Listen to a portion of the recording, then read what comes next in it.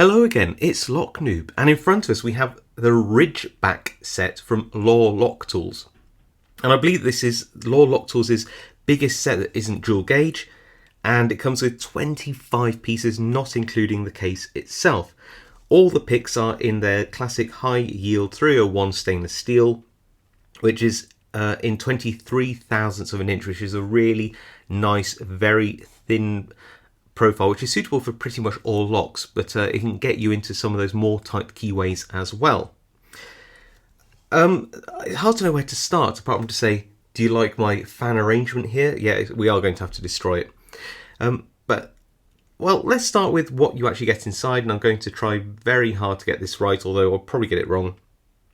So we've got an offset hybrid here. We have a gem, a small hook, a scimitar. I believe this is the medium hook, lockout buster, teardrop, Nessie, snake, city, triple peak, reach, offset diamond, offset ball, and the quint and quad cycloid and sinusoidal rakes. I think I got that right. But it doesn't just have a load of rakes and hybrids and reach picks and those kind of things. No, we've got top of the Keyway Tools, so we have, you know, classic Pry Bars. Ooh, almost knocked me things over. Oh no, disaster. Oh, it doesn't matter. So we've got you know, lots of these top of the Keyway tension tools here. The unique, I believe, to Lock Tools 2mm pry bar there. That's the hooligan bar, and then we've got, you know, your 1.2mm, 1mm, and 0.8mm versions, the classics, and then we have some bottom of the Keyway tension tools here, which we'll come to later, and these are really nice because they have a mixture of sort of thicknesses and tapers on them, which is really good. Throughout the video, what I'm probably going to do is, as I'm talking about certain groups of picks, I'm probably going to overlay some video footage of me using the picks just for a bit of fun. Clearly, you know, you'll find a lock that one of these picks will no doubt work in, but it's always good to just spice up a video like this with some other things. Let's start, because they've all fallen over anyway, with the quad, the 4 peak and the quint 5 peak wave rakes, should we say. So you have the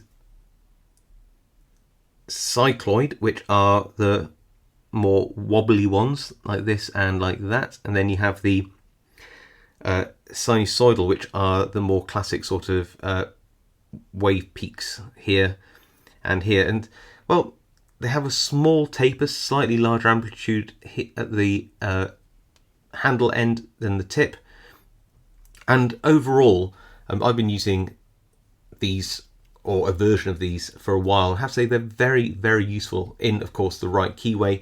No extreme bittings, but very, very nice indeed. And actually, these are a really good test of the finish of these tools. I'll try and zoom in best I can, and you can see that these have been extremely well tumbled. All the edges are not over polished, which is not something I'm a big fan of, but they're very well rounded. No sharp edges, no burrs or heavy markings anywhere, all across the handles themselves and on the underside. It's all very smooth. You know, you can really give it a saw, and you know, it's all very well finished. The edges are really nice in these. So that's the quad and quint cycloid and sinusoidal rakes. Let's go on to the next sort of batch of stuff. What do we have here? Well, the classic sort of reach / deforest picks. So I quite like the Lock Tools Deforest ball. It's got a little raised end, and this really does help in being able to get a higher reach on pins without interfering with the pin before the pin you're trying to pick, or at least not so bad.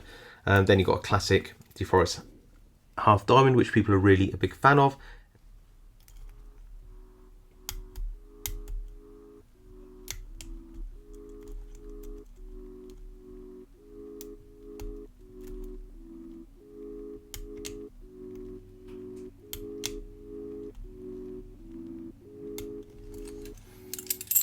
And then, of course, you've got your curved reach hook. Now, this is, out of all the profiles here, the one which I'm least likely to use. That doesn't mean it's not useful.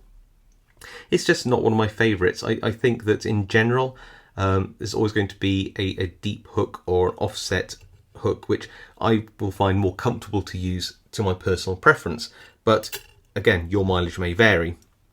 There's always going to be at least one tool in a set of 25 that you just don't use as much as the others, and that would be my one. I'm very glad that they've included all of these classic profiles here. Now these are just classic rake profiles. I mean, what kit these days would be without one of these triple peaks? I mean, it's one of the most commonly used rakes these days. I'm a big fan, I know some people aren't, of the city rake, and again, you can just have a look down on the grooves there. No roughness there at all. Really nice finishing from Lock Tools. And again, I know some people maybe don't carry a city rake these days, but I really like them, and I still carry one in my kit. And then the all-time classic snake profile, and this is very typical Lock Tools with the snake profile. It's got quite a lot of meat on its bones in terms of thickness here, which actually is no problem at all. Probably is more durable that way. It's just something which I've noticed with Lock Tools. They tend to have quite a meaty snake rake. So again, all nice classic profiles. It's got one hybrid pick in here. I would normally include in hybrid picks things like half diamonds, but there doesn't seem to really be a half diamond in this kit. The closest you've got is the offset hybrid. Is that a problem? No, not for me. I rarely ever use a half diamond pick, but again, I know that some people are big fans of that profile. I'm not a massive fan, so I'm not really going to miss it in this kit. So this is a hybrid pick. As you can see, one side is a rake and one side is a pick. You obviously need a relatively large keyway because you're going to have reasonable clearance. As you can see from the bottom of this I don't know what you want to call it, wave, and then all the way to the tip is relatively far apart. But when in a relatively open keyway, it's very nice to just be able to give it a rake and then pick the rest of the pins. Really very useful to have a hybrid pick in the kit, and that's the Nessie. And then I think you've got a hook for every occasion. Now there isn't a super deep hook in here, so we call a postal or a gonzo pick. Again, not really a problem. It's one of the profiles I never use anyway, so or I rarely use. I've probably used every profile at some point, but I rarely use it. So what you've got here is a range of shorter hook profiles all the way up to some deeper end medium hook profiles, and frankly, one of these picks will get you into 90% of your locks that you need to single pin pick for sure. I mean, they're just nice profiles all in all. And again, you can see that as they sort of increase in depth and size here, they're just all very nice profiles. Are a couple of the profiles interchangeable? Well, yeah, probably. If you overlay, for example, these two, the sort of reach and depth are pretty much identical, but does that mean that I think they're filler? No, actually, if anything, you just got a spare hook which will do pretty much the same job as another one.